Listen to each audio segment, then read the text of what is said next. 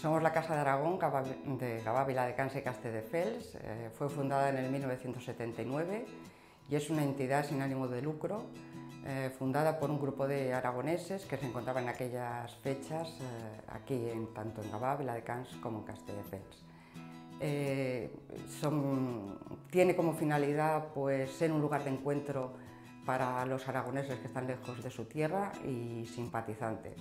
Actualmente somos aproximadamente unos 300 socios, pero no quiere decir nada que solamente tengan que ser socios aquellas personas que son nacidas en Aragón, sino que cualquiera que quiera pertenecer a nuestra entidad puede hacerlo. Dar a conocer los valores y las manifestaciones propias de Aragón, tanto a nivel social como gastronómico y como folclórico, sobre todo a nivel folclórico.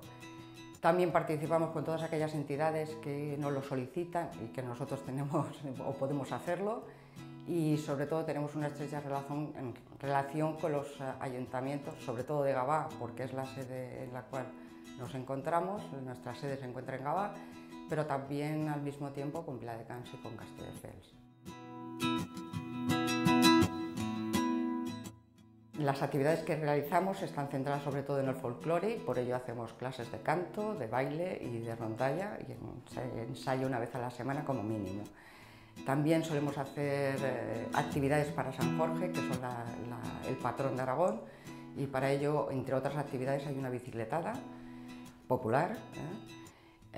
También otra de las fiestas que celebramos, como no, es nuestra patrona, la Virgen del Pilar, y en ella, pues bueno, aparte de haber una ronda por los 3 municipios el día anterior, también hay una misa baturra el mismo día del Pilar y el festival folclórico relacionado pues con la festividad del Pilar.